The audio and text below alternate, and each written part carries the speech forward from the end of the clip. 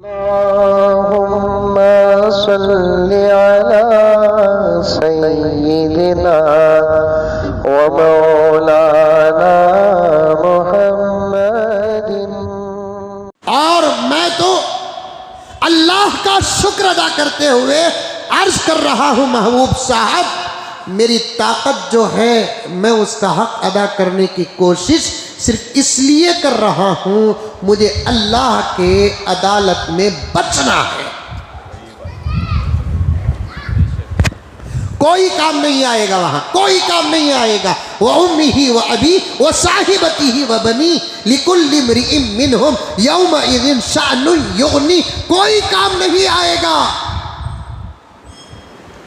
और वो भी ऐसे दौर में चारों तरफ कितने हैं, मुसलमान नरगे में हैं, फिर भी करोड़ों रहमतें नाजिल हो मेरे आका पर। वो एक चेहरा ना होता तो हमारा क्या हाल होता। फिर भी अल्लाह ताला को किसकी दुआ कबूल हो रही है? वो कौन सा मसला है? अल्लाह की मदद नाजिल हो रही है, नाजिल हो रही है। हम इस्लाम को नहीं समझे, लेकिन हमारे दुश्मन इस्लाम को समझ चुके हैं। हम इस्लाम को नहीं समझे, हमारे दुश्मन इस्लाम को समझ चुके हैं। फलस्तीन और इस्राइल का मुआहिदा इस्लाम का प्रचार है। अमेरिका में लगी हुई आग मजलूमियत का इजहार कर रही है।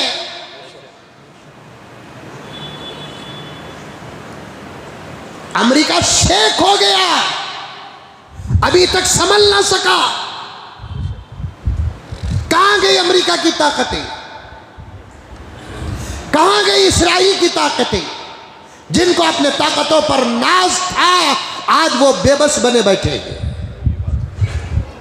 जिनको अजानों से दुश्मनी थी, अजान पढ़ने का हुक्म दिया जा रहा है। जिनको मस्जिदों से एलर्जी थी, आज वो मस्जिदों के लिए जगह अलाट कर रहे हैं और बनाने के लिए ताउन कर रहे हैं। मुसलमान नहीं समझा इस्लाम को, दुश्मन समझ रहे हैं इस्लाम को।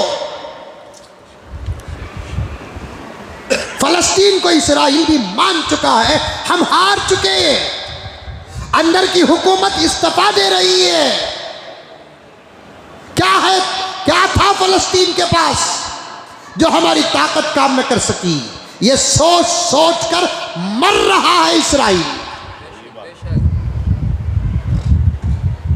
कोई जबरदस्त हथियारात नहीं इस्राइल फलस्तीन के पास, कोई जबरदस्त मिसाइल नहीं फलस्तीन के पास, लेकिन था क्या फलस्तीन के पास? ईमान था, हिम्मतें थी, हौसला था, अंबिया की निस्बत थी, मस्जिद अक्सा की निस्बत थी। और फलस्तीन का बच्चा बच्चा इस्राइल को सिर्फ यही कहा, लेकर आ जा तू अपनी ताकत, हम भी बता देंगे हमारी ताकत। मैं बारहा इस वक्त फलस्तीन के नाम ये शेर करता हूं, इधर आ सितमगर हुनर आजमाए, इधर आ सितमगर हुनर आजमाए, तू तीर आजमा हम जिगर आजमाए। फलस्तीन के मुकाबले में अमेरिका व इस्राइल अपनी पूरी ताकत को आजमाया, लेकिन फलस्तीन अपने जिगर को पेश किया, अपनी ताकतें पेश की, अपनी कुर्बानियां पेश की, अपनी शहादतें पेश की। अल्लाह तबारक व तआला कामयाबी दिया कि नहीं दिया? बेशक दिया, अल्लाह का फजल लेके दिया। ये आग, असल में वो आग लगना था कहां? इस्राइल को लगना था, लगना था आग कहां? इस्राइल को लगना था, लेकिन लगी कहां? अमेरिका को लगी।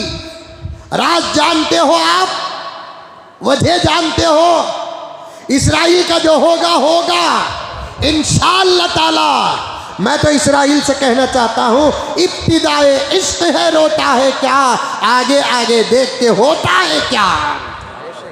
अभी ये तो इब्तिदा है, अभी आगे देख। लेकिन आग जो लगना था वो इस्राइल को लगना था, लेकिन लगती है कहाँ? अमेरिका को लगती है, वो भी आग। यहां दो बातें अर्ज करता हूं मैं, तवज्जो के साथ सुने, पढ़े लिखे लोग सुने, यूट्यूब देखने वाले लोग सुने, तज्जिया करने वाले लोग सुने, इस आजिज का तज्जिया भी सुने। आग अमेरिका को लगी क्यों, कैसे लगी बाद में बताऊंगा, लेकिन लगी अमेरिका को क्यों? दुश्मन फलस्तीन का कौन था मुकाबले में? इस्राइल था। लेकिन लगी आग किसे? अमेरिका को लगी। क्यों? अल्लाह का एक उसूल है, दुश्मनों को सजा बाद में देता है, मुनाफिकों को पहले देता है। दुश्मन इस्राइल था, मुनाफिक अमेरिका था। इधर आता तो फलस्तीन की हमदर्दी पेश करता, उधर जाता तो इस्राइल की पुष्पनाही करता। इन्नल मुनाफिकीन फी दरकिल अस्फली मिनन नार, जहन्नम में भी सबसे खतरनाक अजाब काफिरीन और मुशरिकीन से भी ज्यादा सख्त तरीन अजाब मुनाफिकीन को दिया जाएगा। अल्लाह तबारक व तआला इस्राइल से पहले अमेरिका को लगाया, एक चिंगारी थी वो, इसके अलावा और कुछ नहीं।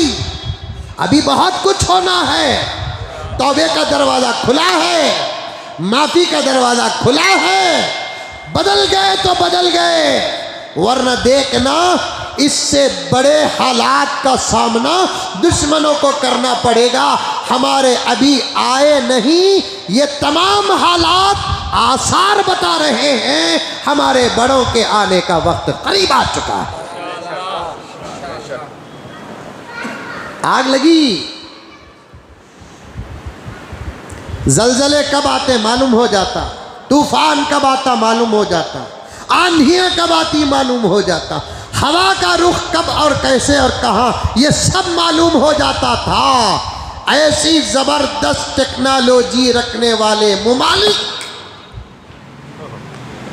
8 दिन से अब तक ये मालूम कर न सके कि आग लगी कैसे। 8 दिन से ये मालूम कर न सके आग लगी कैसे। और हमारे मुसलमान भी अजीब व्हाट्सएप में, फेसबुक में, इंस्टाग्राम में अमेरिका में आग लगने की वजह मालूम हो गई। मैं भी गौर से देखा, जो हम ना मालूम नहीं इनको कैसा मालूम होगा। का तो एक कोसा की परिंदा है, वो जाते जाते फूंका तो अंगार लग जाती है। अरे इतने बड़े अजाब को एक परिंदे के साथ जोड़ते हुए शर्म नहीं आ रही आपको? इतने बड़े अजाब को एक परिंदे के साथ जोड़ते हुए शर्म नहीं आती? वो कौन सा परिंदा साहब? 1-2-3 हमने भी लाखों दियो।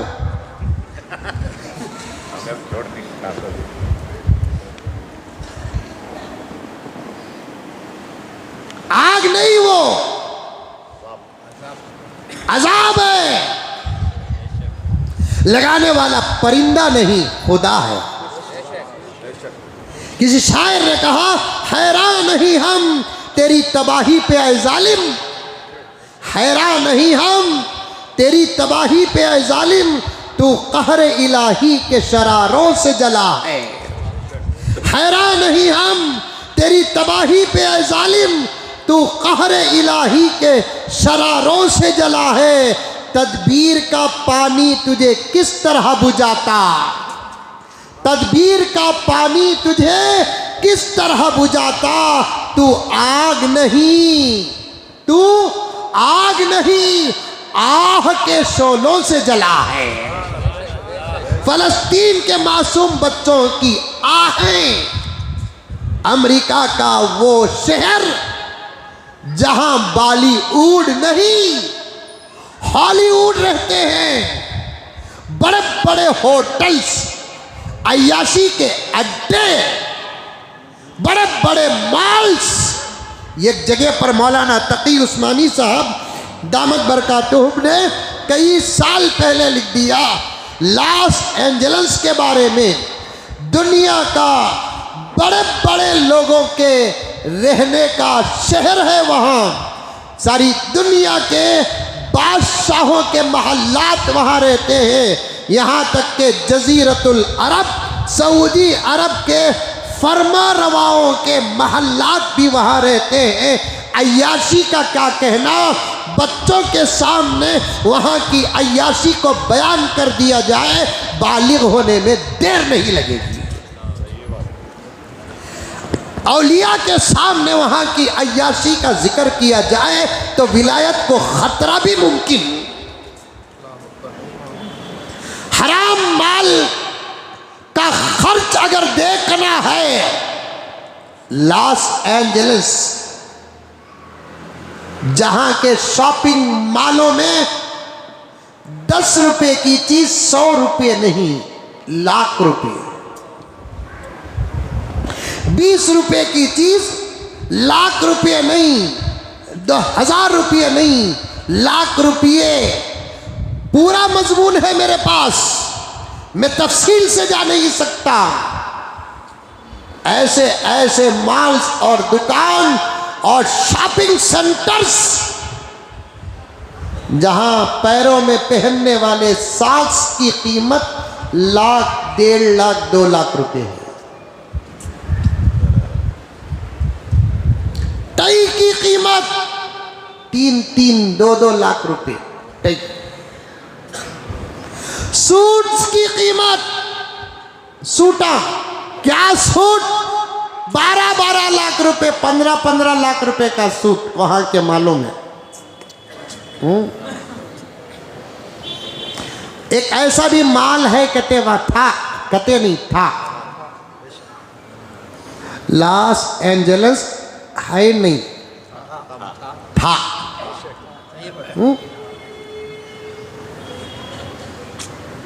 फलस्तीन था भी है भी।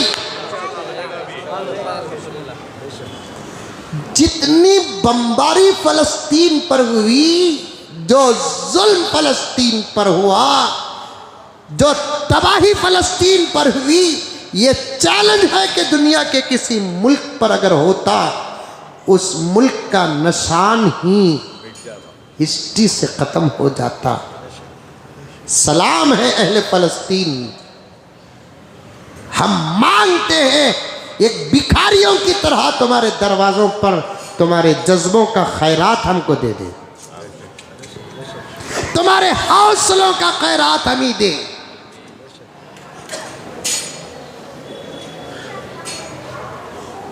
अरबी का एक मजमून है मेरे पास। अरब की एक दर्दमंद औरत ने, अरब की एक दर्दमंद औरत ने अपने शौहर से क्या कहा और शौहर ने अपनी बीवी से क्या कहा, सुनो। अरब की एक दर्दमंद औरत ने कहा, कालत ली ज़ौजती, अपने शौहर से कहा, इंदा मा तंतहिल हरब सनहजुरु अतफालन ईतामन मिन गज़्ज़ा। अरब की एक दर्दमंद औरत ने कहा, जब फलस्तीन में जंग खत्म हो जाए तो हम फलस्तीन जाकर वहां से यतीम बच्चों को लाकर उनकी परवरिश करेंगे। ए बच्चे कौन रहे वो बराबर आ रही लेकर आवाजा। अरब की एक दर्दमंद औरत ने अपने शौहर से कहा, तवज्जो के साथ सुने, अरब की एक दर्दमंद औरत ने अपने शौहर से कहा, जब जंग खत्म हो जाए हम फलस्तीन जाकर वहां से यतीम बच्चों को लेकर आकर यहाँ परवरिश करेंगे। फौरन शौहर ने कहा, नहीं, जंग खत्म हो जाए हमारे बच्चों को ले जाकर वहां छोड़कर हौसले सिखाकर बुलाएंगे, हिम्मतें सिखाकर बुलाएंगे, जुर्रत सिखाकर बुलाएंगे। 15 महीने की जंग, बेयारो मददगार, अल्लाह का भरोसा हाथ में, नबी का दामन हाथ में। दुनिया के दो जबरदस्त सुपर पावर मुल्क, जिसको एक बाप कहते हैं, दूसरा बेटा कहा जाता है। मेरा इशारा समझे, इस्राइल और अमेरिका का आपस में ताल्लुक बाप बेटे की तरह है। जायज़ है कि नाजायज़ है वो फैसला आपके हाथ में है। इससे बड़ी ताकतवर दूसरे कोई मुमालिक नहीं है। और हमारी तहकीक भी यही है कि इस्राइल के पास ज़बरदस्त ताकत है, ज़बरदस्त ताकत है इस्राइल के पास। हमारी तहकीक भी यही है कि ज़बरदस्त ताकत है इस्राइल के पास। कैसी ताकत? इस्राइल की पीठ पर हाथ रखने वाला अमेरिका नहीं है, इस्राइल की पीठ पे हाथ रखने वाला जापान और चाइना नहीं है, इस्राइल के पीठ पर हाथ रखने वाला ऑस्ट्रेलिया न्यूजीलैंड नहीं है, इस्राइल के पीठ पर हाथ रखने वाला दज्जाल है, दज्जाल। सारी दुनिया के मुल्कों में इस्राइल पावरफुल मुल्क है जिसका ताल्लुक दज्जाल से है। इतनी ज़बरदस्त ताकत रखने वाला मुल्क भी आखिर हार कर घुटने मान चुका है। कहने लगा कि आखिर फ़लस्तीन के पास क्या है, ये हमारी समझ से बाहर है। उसे समझने के लिए हमारे पास जवाब आसान है। फ़लस्तीन के पास क्या है उसे समझना है तो फिर एक जुमला अदा करो और दाखिल हो जाओ, ला इलाहा इल्लल्लाह मुहम्मद रसूलुल्लाह। कैदियों को छोड़ा गया,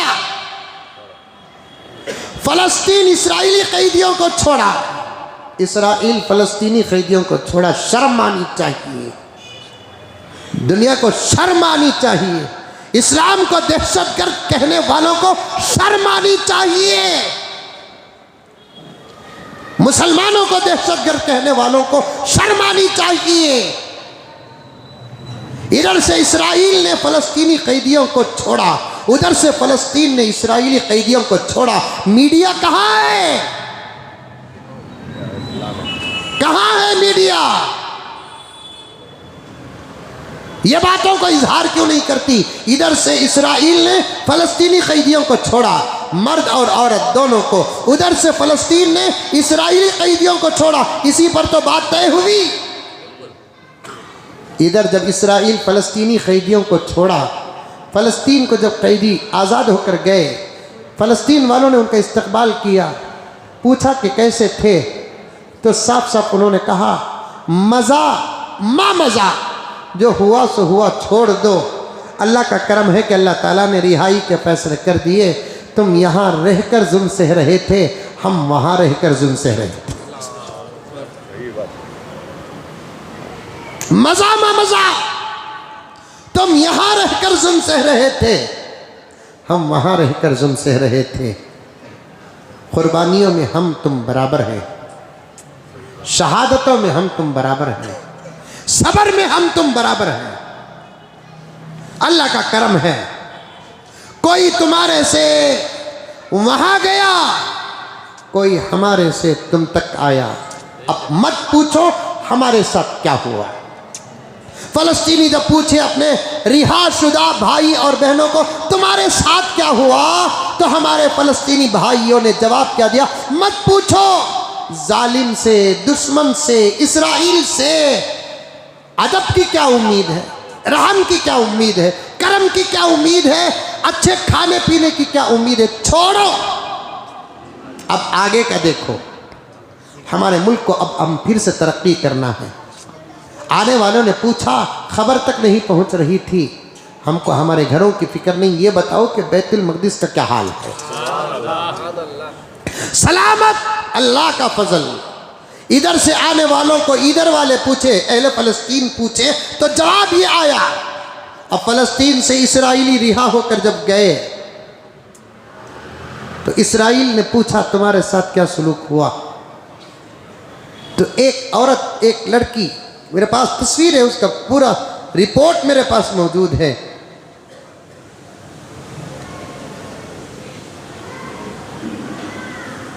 ये देखिए, इसकी रिपोर्ट हमारे पास है, और की भी होगी किसी और के पास। जब फलस्तीन वालों ने इस्राइली कैदियों को छोड़कर भेजा, पूछा कि तुम्हारे साथ क्या सलूक किया, तो उन्होंने कहा कि हमको उनके बीच में इस्लाम नजर आया। हमारे खाने का ख्याल, हमारे पीने का ख्याल, हमारे सोने का ख्याल, हमारे लिए तसल्ली, कानूनी तौर पर गिरफ्तार तो हमको किया, लेकिन आकर तसल्ली दे रहे थे तुमको कुछ भी फिक्र करने की ज़रूरत नहीं, हमसे तुमको कोई तकलीफ नहीं होगी। फरिश्तों को वो कौम भी मानती है, फरिश्तों को हम भी मानते हैं, यहूदी भी फरिश्तों को मानते हैं, ईसाई भी फरिश्तों को मानते हैं, हम मुसलमान भी फरिश्तों को मानते हैं। तो इस औरत ने कहा कि मैंने फ़लस्तीन के अंदर इंसानों को नहीं फरिश्तों को देखा है। मैंने फ़लस्तीन के अंदर इंसानों को नहीं फरिश्तों को देखा है। एक दिन हम भूखे नहीं, पता नहीं कि वो खाते थे कि नहीं खाते थे, लेकिन हमारे खानों का इंतज़ाम, ये इस्लाम का कानून है। खैदियों के साथ अच्छा सलूक करो, खैदियों के साथ अच्छा सलूक करो। वो कैद हैं, वो कानूनी कार्रवाई के अंडर हैं, लेकिन उनके खाने और पीने में किसी किस्म की कोई तकलीफ ना दे, ये इस्लाम का सबक है। यही बातें तो इस्राइल को फ़लस्तीन के सामने झुकने पर मजबूर किया।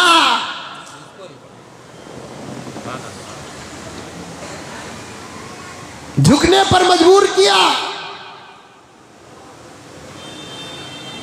आग लगी। ऐसा माल भी है लॉस एंजलिस के अंदर, एक बहुत बड़ा हाल। अल्लाह के अजाब से बचो, उसके झटके बर्दाश्त करने की ताकत बड़े बड़े ताकतवरों के पास नहीं है, हमारे पास ना होगी। इन्ना बत्शा रब्बिका लशदीद, बार बार कुरान में अल्लाह ताला कहता है तुम्हारे रब की पकड़ बहुत सख्त है, उसकी चिंगारी तुम्हारे लिए आग है।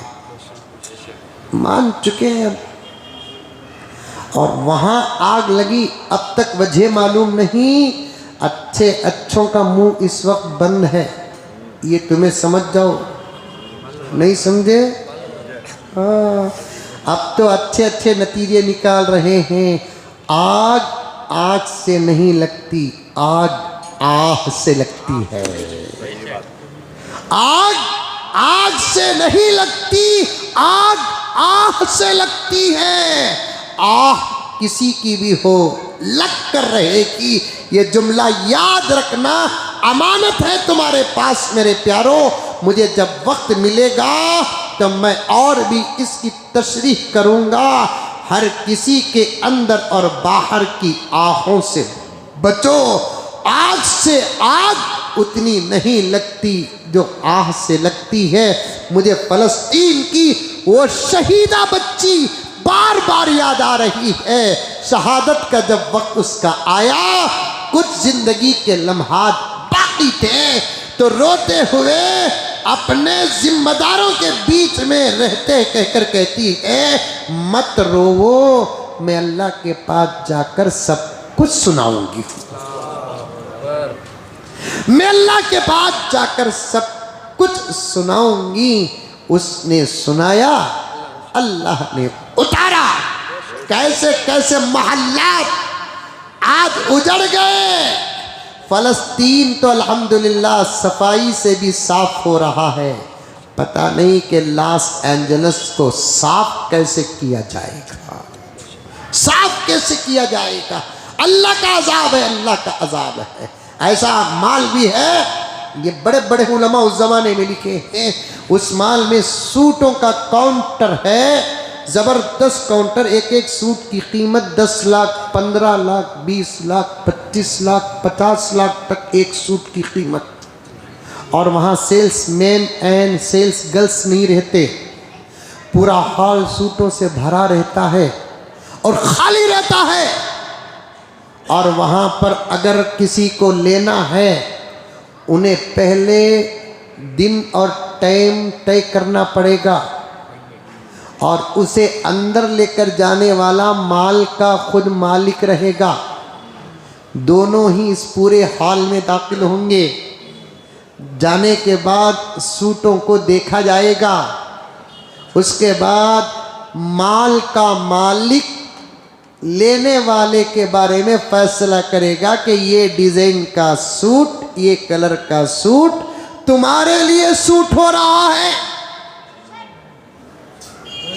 उसके बाद वो लेकर बाहर आएगा।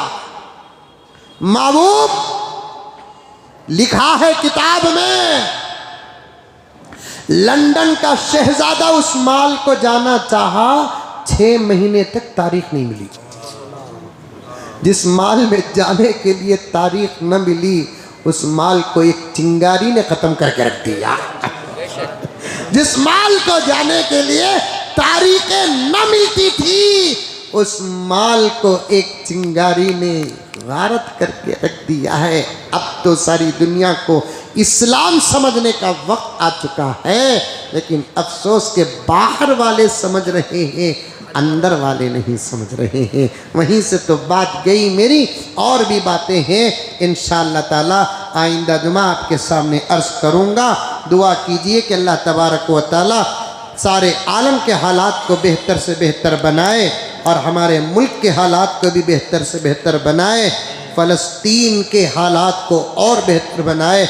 जिसका जो भी नुकसान व खसारा हुआ, अल्लाह तबारक व तआला उसको आबाद फरमाए। आखिर में एक ऐलान है, हमारे मस्जिद के तवसीई और ज़रूरियात की तकमील के लिए कोई खाली हाथ न जाए, अल्लाह के घर को देते हुए जाए।